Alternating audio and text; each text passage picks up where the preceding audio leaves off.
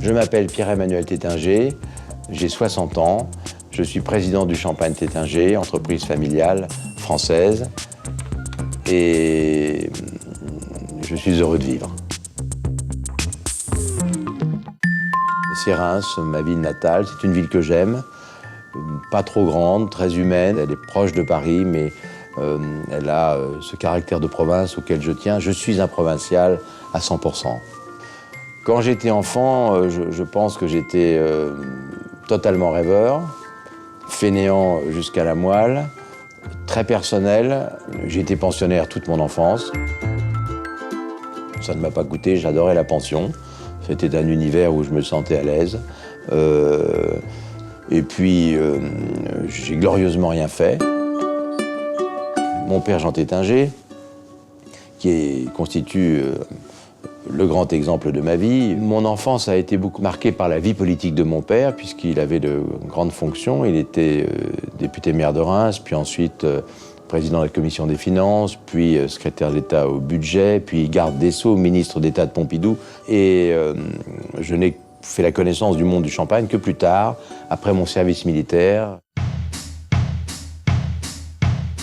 Alors, Reims Management School, c'est l'école de commerce que j'ai effectuée à Reims à la demande de mon oncle Claude Tétinger, qui présidait la maison de champagne à l'époque.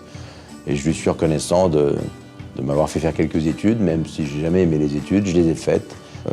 Mais j'ai toujours fonctionné beaucoup plus à l'exemple. Ce sont des exemples qui m'ont beaucoup marqué, ma mère, mon père, mon oncle Claude dans cette maison de champagne qui m'a appris beaucoup de choses. En tout cas, je constate qu'en Champagne, tous ceux qui ont créé des maisons de champagne ou qui les ont reprises n'ont pratiquement aucun diplôme.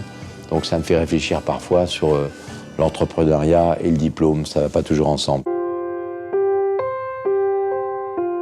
Une petite 2 chevaux jaunes, c'est comme ça que j'ai commencé. Je me suis mis à vendre du champagne en étant VRP, voyageur de commerce. J'écumais la Haute-Savoie avec ma 2 chevaux. J'ai commencé au bas de l'échelle dans la maison et sans aucune perspective, honnêtement, d'aller beaucoup plus haut. Et finalement, j'ai su nager dans cette entreprise en m'entendant toujours bien avec les uns les autres, en remplissant les missions qui m'étaient données et en ayant toujours beaucoup d'enthousiasme, de joie et je le pense, un grand sens humain. Et finalement, je garde un très bon souvenir de cette période où j'étais pas le président de la maison.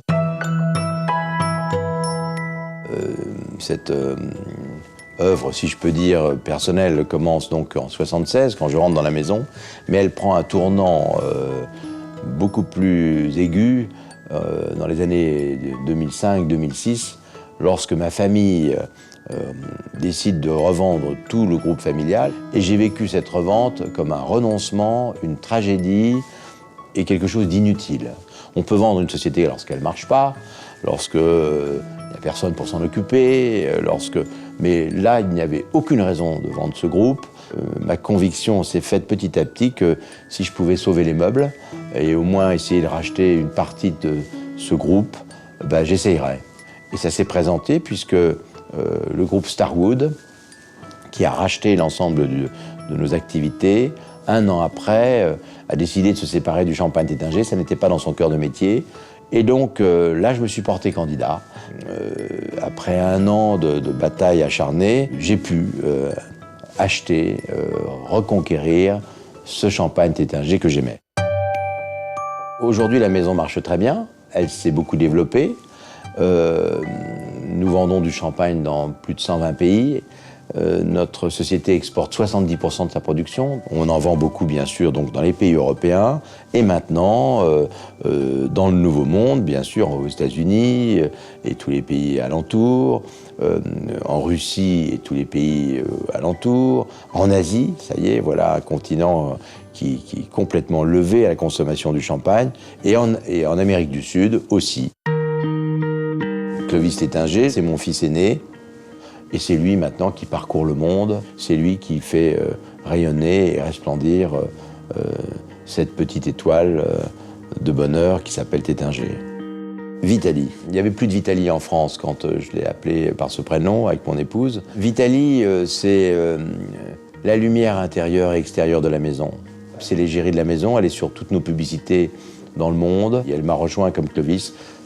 Lorsque j'ai racheté la maison, elle m'a dit, écoute, voilà, s'il faut t'aider, on est là. Et puis c'est parti comme ça.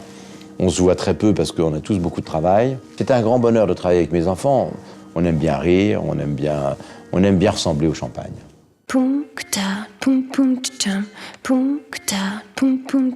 Je suis un serviteur de la France en allant proposer au monde ce que notre pays peut réaliser de mieux lorsqu'il a envie d'être généreux, lorsqu'il a envie d'être beau, lorsqu'il a envie d'être enthousiaste et surtout lorsqu'il a envie de prendre sa valise et de voyager avec un grand sourire et un verre de champagne à la main, autant que faire se peut.